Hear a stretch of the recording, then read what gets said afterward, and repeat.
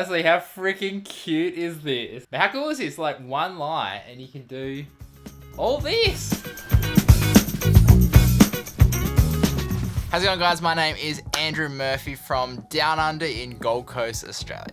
So the Nanlite Pavotube X series was just released and they've basically added a new feature where it allows you to control groups of what they call pixels on each tube, and you can just pretty wild things with it. And this is actually the reason why the lighting setup you saw at the start of this video is actually possible, and why I think this is actually going to really revolutionize lighting forever. So basically how it works is that each tube light is split up into what they call pixels, or little groups of LEDs, depending on which size you get. So the 15X, this one here, has 8 pixels, the 30X has 16 pixels, and the 60X has 32 controllable pixels. Now currently with the app that I have, because it's still in beta, you can only control, I guess, like 4 portions or 4 pixels, what they call it. So even though on the 15X tube you can actually, there's actually 8 pixels on here, at the moment you can only control 4, so it's like controlling 2 pixels at a time sort of thing. But I think as they kind of like update the app, you're going to be able to control each individual pixel by itself. And honestly, even just being able to control 4 portions of these lights is more than enough for the time being. Like, it's just so good. And honestly, it's so crazy to think that like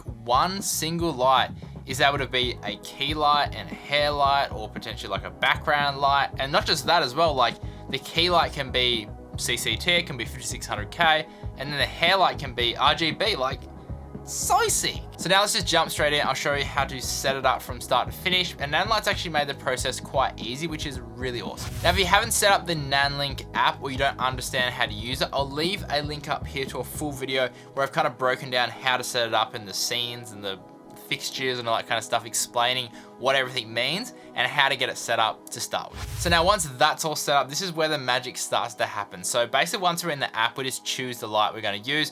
I'd recommend using, say, like a 30X rather than a 15X, just because you have more space. Whoa. And basically the longer the light sources, the further the portions of the light are going to be, so you're going to get more separation between the lights. So basically, once you're in the app, you go into the pixel effects and you choose multicolor. Then we can go down a little bit and it has the amount of pixels, and we just max this out at 4. And hopefully, this is going to be updated in the future, so we can control each individual pixel on each light. Alright, so now we can set up the pixels to the color that we want it to be. So for this particular shot, I set the color 1 to be CCT 5600 Kelvin. Color 2 and 3, I just set it to black, which basically means that they're off, they're just not producing light. And then basically number 4, I set it to a HSI of 0 to start off with, then I kind of played around with it as I kind of started shooting. But one thing to mention is that in this mode, it's actually meant to kind of like scroll or be in motion. So basically we go down a little bit, we can see the shifting speed, and we just need to set this to 0 to stop it from moving and be static.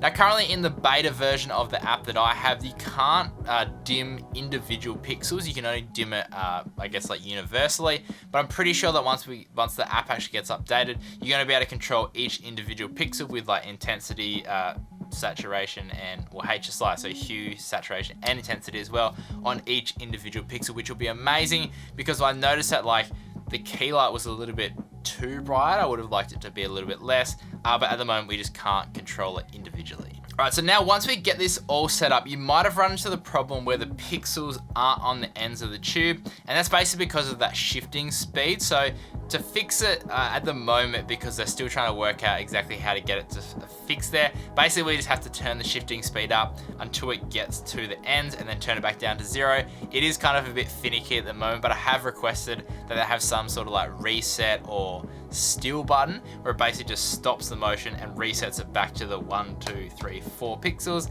to make it easier to do these kind of things. And now that's literally it. So basically from here on out, we just have to position it in different places to get different kind of lighting setups. How I did it is I had it just above and to the left of Odie, my cute little puppy that you saw at the start of this video. And basically I just made sure that the key light was in the front half of his face sort of thing. And then the colored light was behind him, so it didn't spill onto the front of his face. Essentially you just set it up like you're using 2 lights, but the 2 lights are just connected by a tube and other lights. And again, because we set the middle section to be black or to have those actual pixels off, it basically just gives nice separation between the two lights, and it makes it a smaller source as well, so it's a bit more directional, it doesn't spill everywhere or too much anyway. And I'll be 100% honest, like I thought about doing this and I was kind of like, oh yeah, I'll test it out, but I was seriously impressed by the results of this. Like, yeah, I swear if you didn't say anything, anyone would have thought that it's been using two lights. You wouldn't have been like, oh yeah, it's probably one light and half of it, or a quarter of it's colored and quarter of it's a key light and the middle half is turned off. Like, you just don't think about that stuff because it's not super common. But I think with with these lights coming out, it's going to become a very normal thing, I'd say. I hope so anyway. But more importantly, I'm just excited to see what you guys actually do with this technique because it's such a handy thing to have. Obviously you need some sort of pixel light, so if you need to pick up a 15X or a 30X, I'll leave some links in the description below so you can go check them out. But yeah, it's just a really cool and interesting technique that I think is going to be used a lot more moving forward into the future. But anyway guys, if you did enjoy this tutorial or any of the videos I'm making, consider liking and subscribing to the channel. And you want to see a full review of the 15X 30X tubes, I'll leave that linked up here so you can go check that out. Otherwise, stay creative and just be you. Have fun.